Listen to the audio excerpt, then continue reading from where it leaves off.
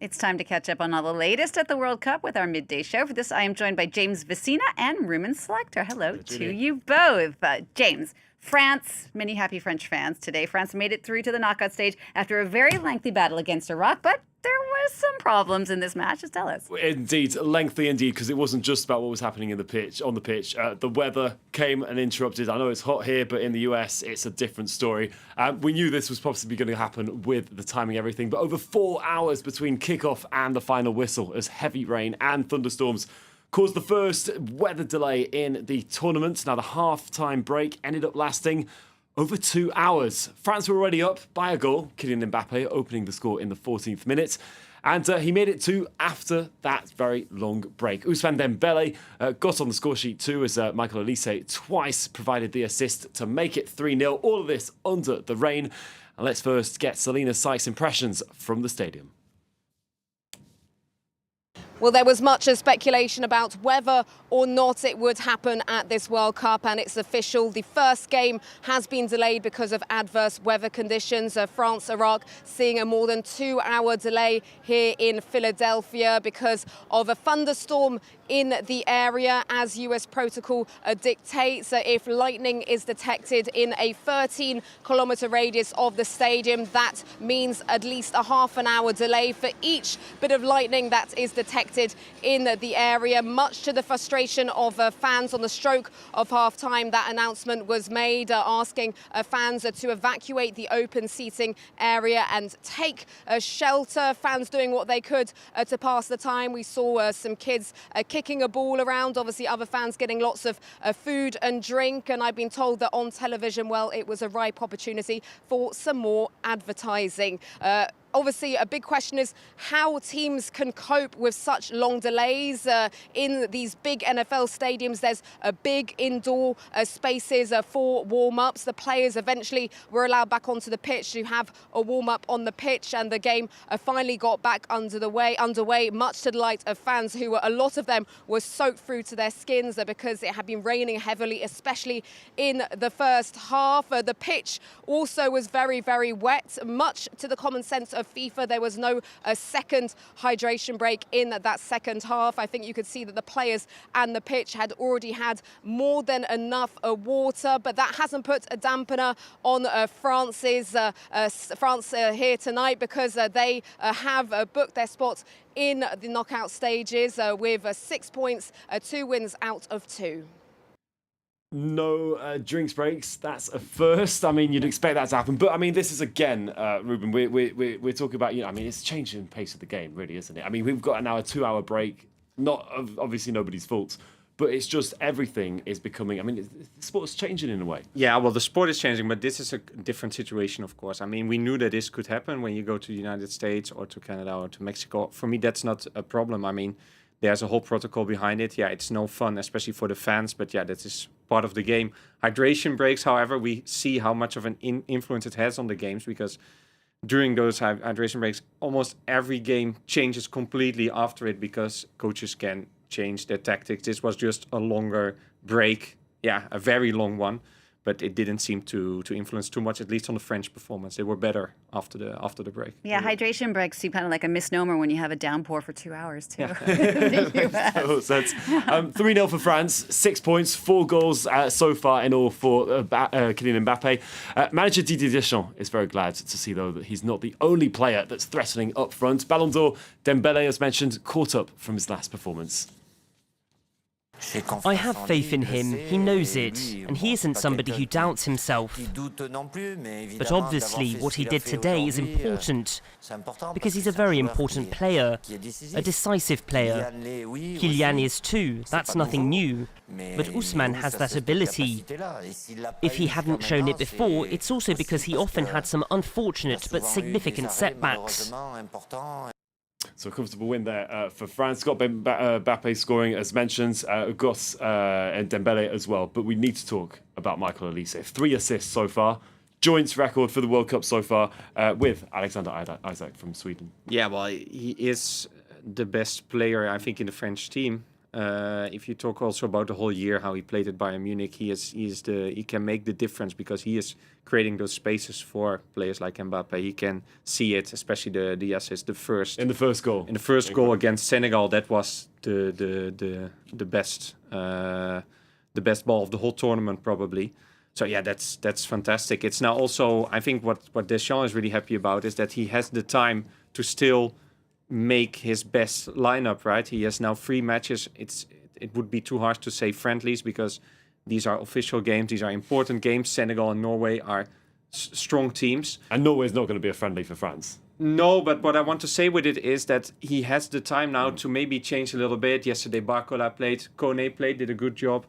Digne played. I think that he is also still hesitating on the left on the left back who has to play there. So he has a bit of time still to make his decisions for the real knockout games when the tournament will start for them. Right, and still they're Kylian Mbappe getting some good goals in that game, but not the only one on the score sheet. In every game, there were some records made. Indeed, Mbappe actually would have equalled the World Cup records. He's equalled now the previous World Cup records, but if that wasn't for Lionel Messi, who hadn't shattered it just a few hours earlier, nobody is getting in the way of the 38-year-old. 39 tomorrow. And this after scoring a hat-trick in Argentina's opening game. He's now added 2 more to his tally. It's a new world record, 18 goals for Lionel Messi at the World Cup, surpassing Miroslav Klose's 16. He could have made it 3 if it wasn't for sending a penalty wide there. A 2-0 win over Austria that sees the defending champions then move into the knockout round with a game to spare as they take top spots in a Group J.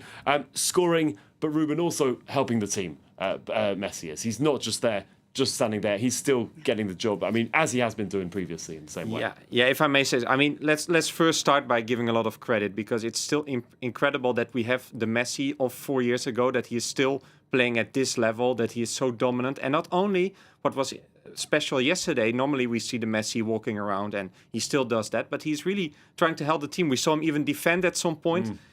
You see that he is very eager still to show something, but without the pressure that he had in Qatar, and that's a dangerous combination because it means that he's relaxed, he is happy to be there.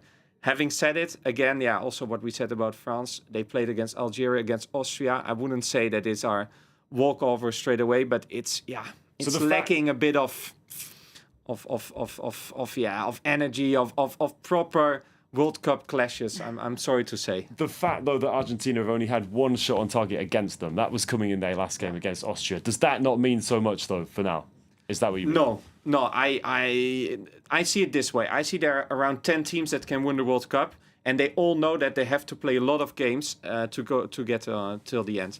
For them, this whole group stage is not super important. We've seen it with Spain against Cape Verde. They are not going to risk playing Lamine Yamal in such a game because, okay, even if it's a draw, you have to play 3 bad games to get out of the tournament. Most teams are going through. Yeah, so there is no pressure on them. We will see it tonight maybe with Portugal, what they will show. Of course, there is a bit of pressure because, it's not good if they make a draw against the DRC, and all credits to those teams because they give up a fight, and that's important to see. But for the big teams, for them, the tournament will start in the second round. All right, so Group I and Group J have now completed their second game. Senegal's future is hanging by a thread after suffering a 3-2 loss to Norway. Holland was instrumental again with another brace. Despite 3 goals scored, Senegal have yet to pick up a point. Meanwhile, Algeria got an important first win as they beat Jordan 2-1. Jordan now out of the competition. And a very, very important win for them indeed, Jeannie. Algeria, their first win in the World Cup since 2014. Amin Gouiri putting them ahead to claim the 3 points. Argentina then, as you can see here, leading the group with Jordan out. Algeria are just behind Austria on goal difference. And the two will be going head-to-head for their final group stage game. Now, that fixture has a lot of history behind it. In 1982, Algeria were eliminated from the World Cup following a pre-match arrangement that saw West Germany beat Austria for the benefit of both sides who went through, but Algeria were then eliminated from the tournament. The two sides, Austria and Algeria, haven't met since then. Ruben, it's not just about football at this point. I mean, I know a lot of players were not around at that point then, or not at all.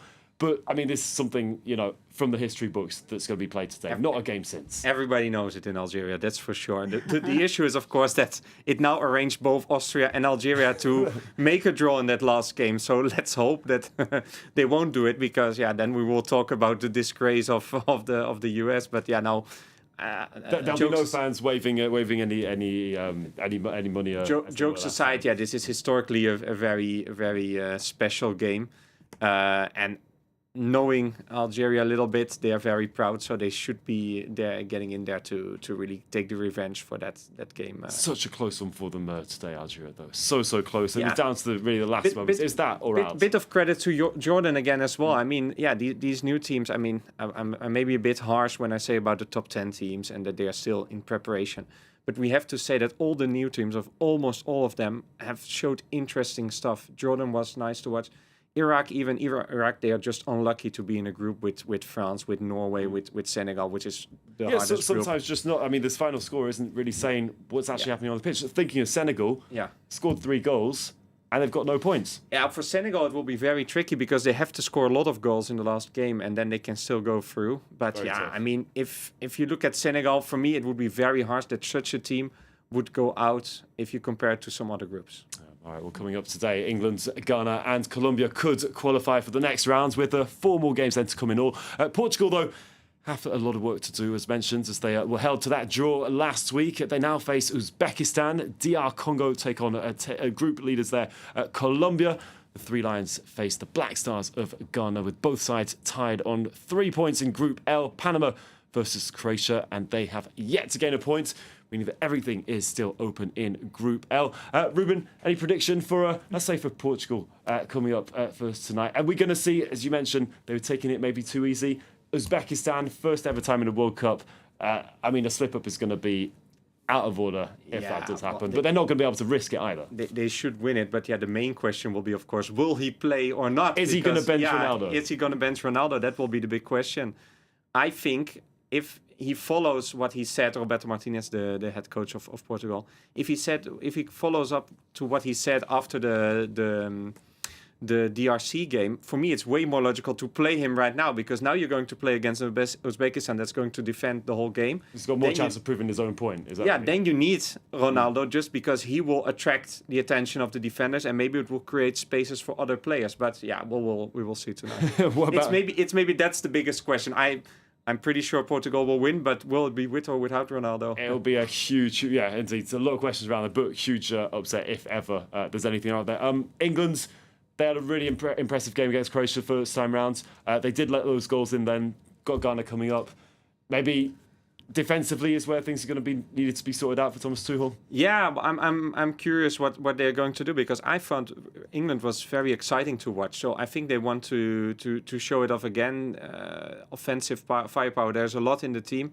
Ghana against Panama was not that convincing, to be honest. So will be interesting to see if England can follow it up, and exactly as you say, if they can maybe be a bit more stable in defense, because they had that tough entrance into the World Cup, so not one of those easier as fixtures as some teams thought. If you talk about pure World Cup games, England Croatia was a game that had us on the edge of our seat for the whole game, and I think that there has been maybe 4 or 5 until now, but that was just a fantastic game. So maybe for England it's even a really good thing, because now they can go into this Ghana game again being the favorites. Then the Panama normally should be fine, maybe rest a few players and then go through, and but the confidence should be very high, I think. Yeah, Ghana will definitely be looking up to put up a fight as well. They need those points as well. We're going to leave things there for now. We'll, of course, though, leave with a thought for Christophe Glaise, our fellow journalist who remains imprisoned in Algeria for his reports on football over there. And Jeannie will be back tomorrow at the same time for the latest and find out whether or not Ronaldo plays and whether he scores tonight. Looking forward to a lot of exciting games. James, Ruben, thank you so much to both of you. See you tomorrow for the next World Cup update.